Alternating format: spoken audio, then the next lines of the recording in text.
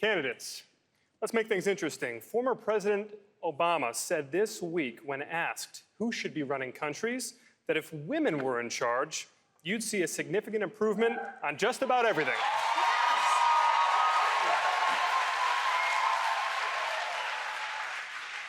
He also said, quote, "If you look at the world and look at the problems, it's usually old people, usually old men, not getting out of the way."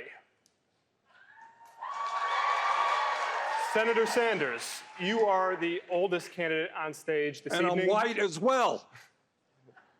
Yes. How do you respond to what the former president had to say? I got a lot of respect for Barack Obama. I think I disagree with him on this one. Maybe a little self-serving, but I do disagree. Here is the issue. The issue is where power resides in America. And it's not white or black or male or female. We are living in a nation increasingly becoming an oligarchy, where you have a handful of billionaires who spend hundreds of millions of dollars buying elections and politicians. You have more income and wealth inequality today than at any time since the 1920s. We are the only major country on earth not to guarantee health care for all people, which is why we need Medicare for all. We are facing an existential crisis of climate change. The issue is not old or young, male or female. The issue is working people standing up, taking on the billionaire class, and creating a government and economy that works for all, not just the 1%. Thank you, Senator Sanders. Vice President Biden, I'm going to guess that President Obama did not clear that remark through your campaign ahead of time. What do you say to him? And I'm going to guess he wasn't talking about me either. Okay. Number one. Look, I'm running because I've been around. My experience. With experience, hopefully, comes judgment and a little bit of wisdom.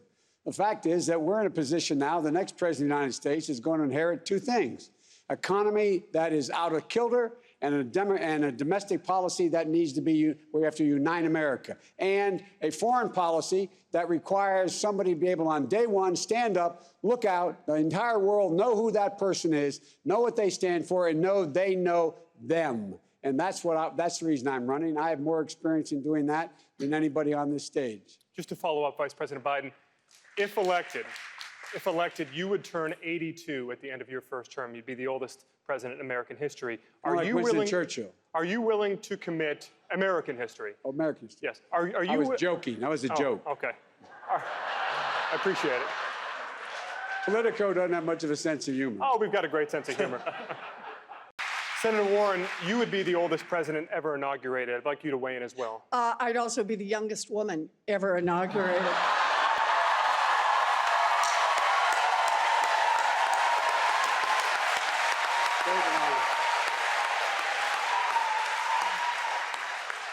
I believe that President Obama was talking about who has power in America, whose voices get heard. I believe he's talking about women and people of color and trans people and people whose voices just so often get shoved out. And for me, the best way to understand that is look at how people are running their campaigns in 2020. You know, I made the decision when I decided to run not to do business as usual. And now I'm crowding in on 100,000 selfies. That's 100,000 hugs and handshakes and stories. Stories from people who are struggling with student loan debt, stories from people who can't pay their medical bills, stories from people who can't find childcare. Now, most of the people on this stage run a traditional campaign, and that means going back and forth from coast to coast to rich people and people who can put up $5,000 or more in order to have a picture taken, in order to have a conversation, and in order maybe to be considered to be an ambassador. Thank you, Senator Warren. Those selfies, no, I want to finish this. Those selfies cost nobody anything. And I get it. In a democracy, we all have a lot of different points of view, and everybody gets one vote. But here's the thing. People who can put down $5,000 to have a picture taken don't have the same priorities as people who are struggling with student loan debt or are struggling to pay off medical debt. I'm running a campaign where people whose voices get heard.